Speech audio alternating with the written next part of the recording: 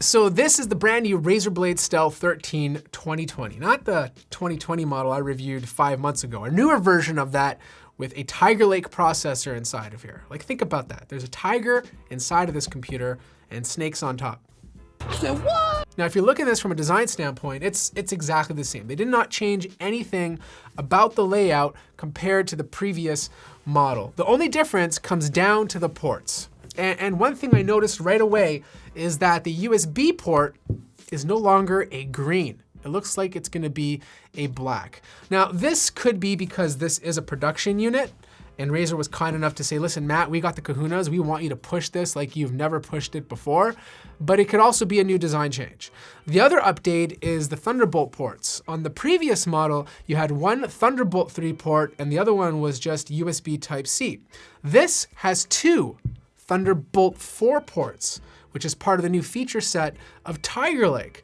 Display, exactly the same. You still get that 1080p 120 hertz display with really good color accuracy. But this year, they decided to get rid of the 4K OLED option, which I'm totally okay with. Like 4K OLED on this laptop doesn't make sense at 13 inches. It seems very wasteful. And instead they replaced it with 1080p OLED, but it's still 60 hertz. I think if you're looking at this, forget OLED altogether, save the money, and just get the 120 hertz model. It's more than color accurate enough. Like, you'll be comfortable doing design work on this, and you get the added benefit of that high refresh rate.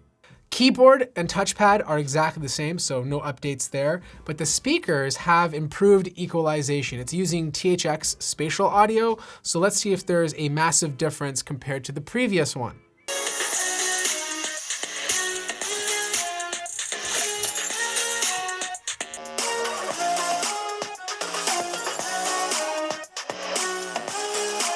Now, my review unit is pretty much the same specs as the previous one that I tested, except for the newer 11th gen Intel processor. It's the i7 variant, and this year you get the added benefit of Intel's Xe graphics. Now, because this is using an NVIDIA 1650 Ti Max-Q, the same as the previous one, mostly that's the GPU that this laptop uses, especially when you're gaming, because the 1650 Ti Max-Q is still faster than Intel's integrated newer GPU. Now, don't get me wrong, I decided to disable it to see what kind of horsepower the integrated GPU gives, and quite frankly, it's impressive. Like, this is beating out MX350s across the board. It's like a really good integrated GPU. Now, don't expect a big update in terms of performance when gaming. I just didn't see it. Like, I got literally 2 to 3 FPS more with the newer version compared to the previous one.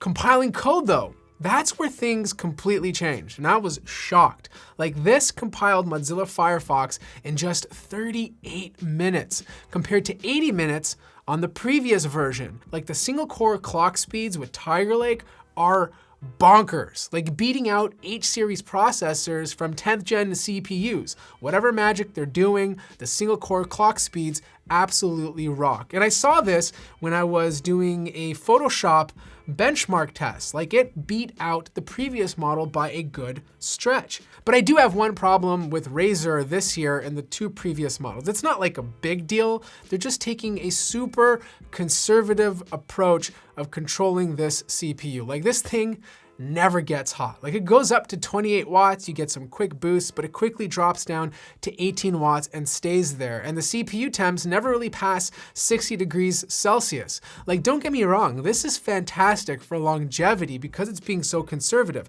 Like, imagine you're a parent and then just lathering your kid with 9 pounds of 4,000 SPF sunblock before they go out. That's exactly what's happening here. And because of that, the CPU is not being pushed as hard as it can. I would have loved a little bit more leg room because you'd see added benefits in some of those programs I tested earlier. Fan noise is fairly low unless you ramp up the fans manually. Pretty good for travel or bringing this to school. Internally, you're looking at the exact same setup.